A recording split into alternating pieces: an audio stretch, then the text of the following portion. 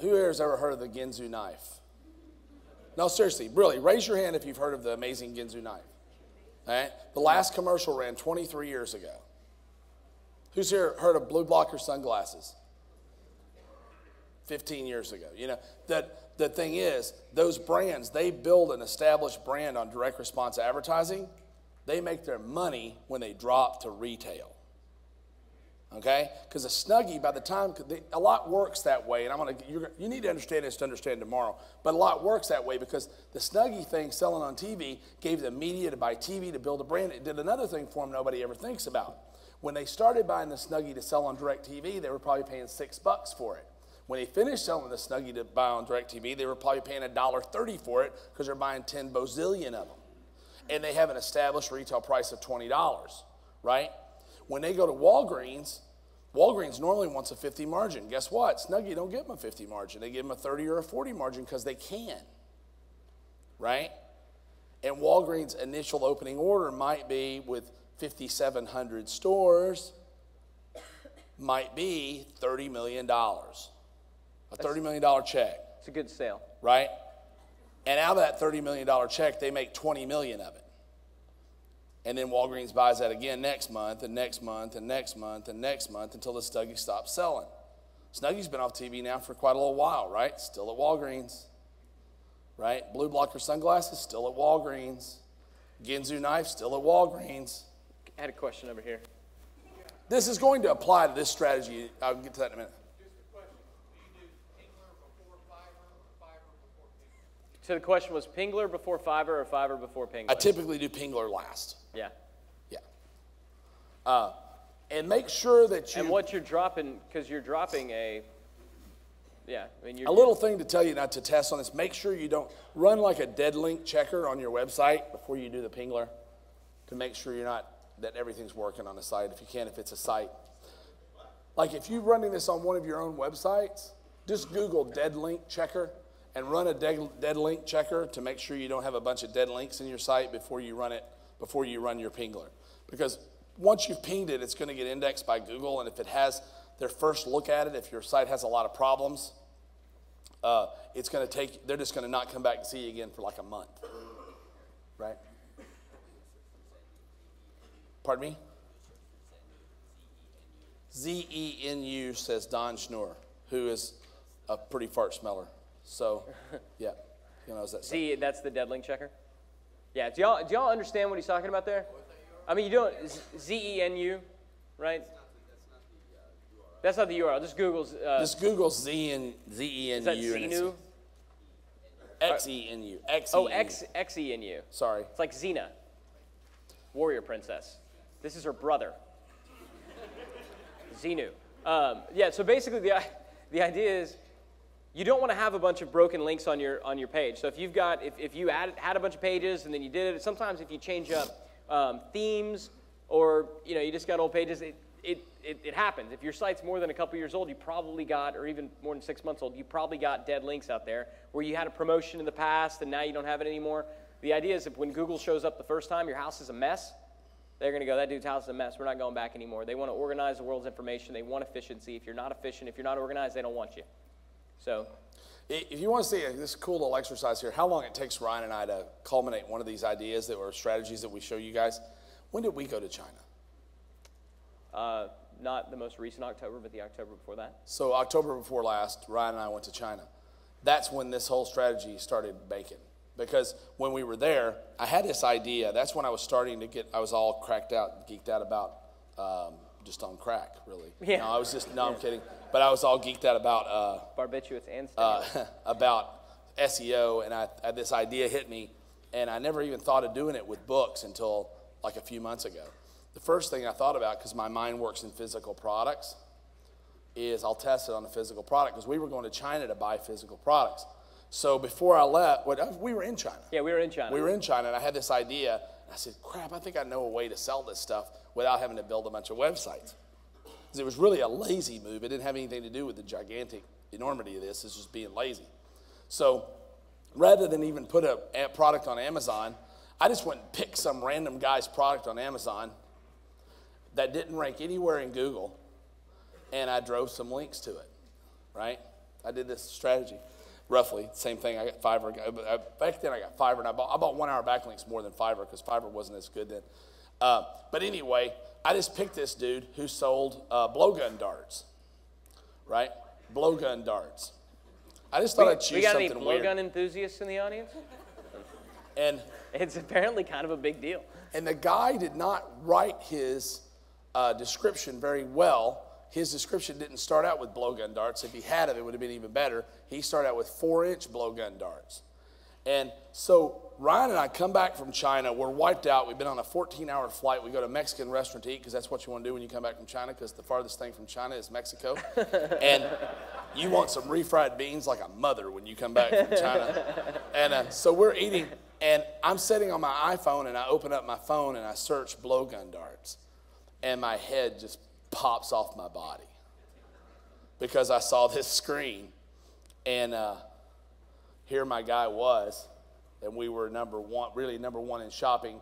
The first picture to the left are blowgun darts, and it's our guy that had 4-inch blowgun darts.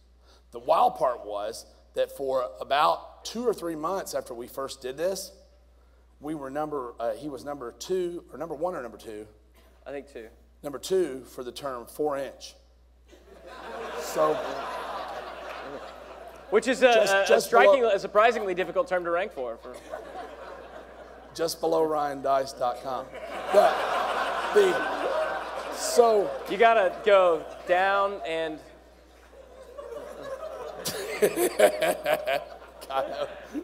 As soon as I said it, I instantly regretted it. That was a masterpiece there. Yeah. All right. Instantly. So, I was like, guys, pausing to drink. Oh, man. You got to make them pay for a while when you try to poke the bear. All right. But.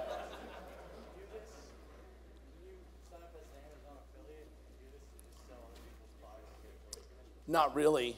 So the question was, could you do this? Could you sign up as an Amazon affiliate and just sell other people's products? No, because you're driving the traffic. You have to get the Amazon listing ranked. Yeah. That's their listing. So this guy he probably had no idea. He woke up one morning and he's like selling a whole lot of darts and has no idea why. Well, yeah. And the wild part is. Because we picked a guy who was not even number 1 in Amazon. Oh, no, he was buried in Amazon. Yeah, he was buried. This guy was nothing in Amazon and nowhere to be found in Google. Now, the cool thing about this is, and that's the point I was getting to earlier, and that's the part that will lead up to how you're going to make yourself $1 billion for those few of you that might want a lot of money. The guys, yes.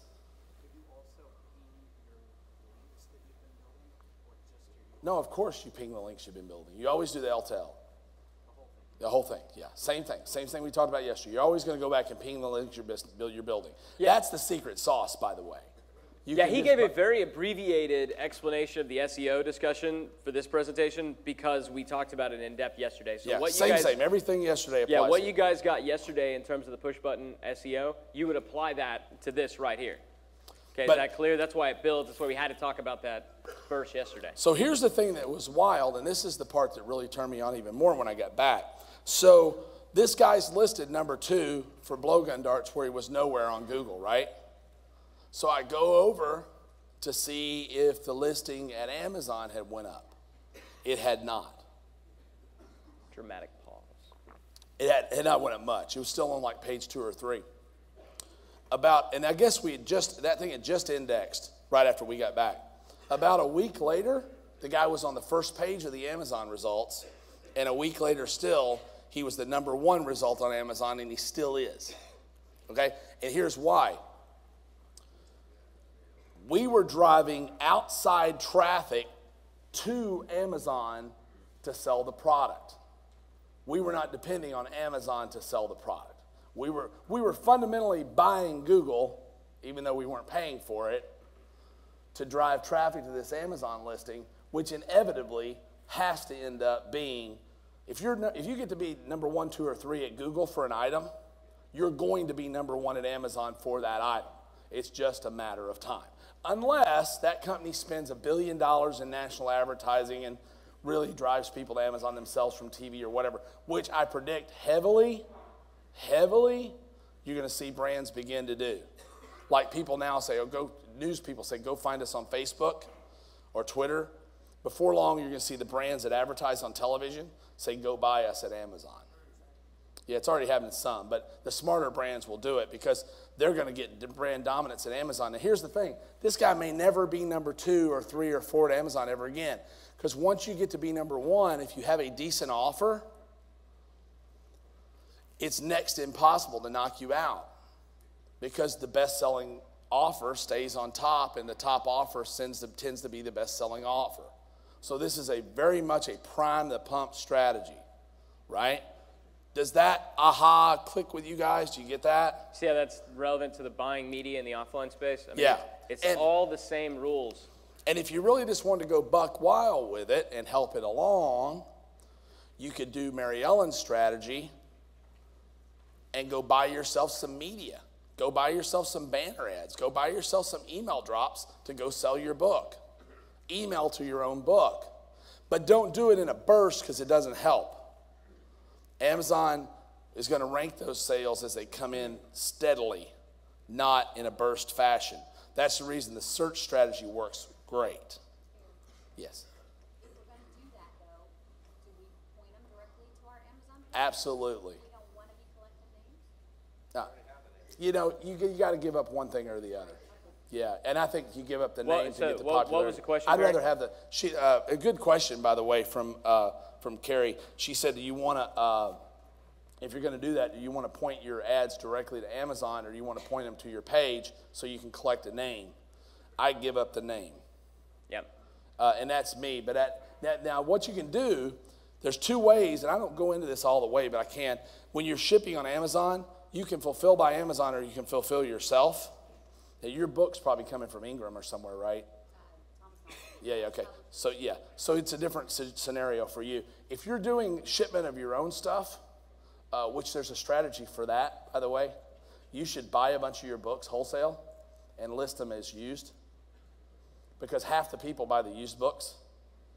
When you ship it yourself, you can put a ride-along in with it or something else, you know. That's just, in general, a good lead acquisition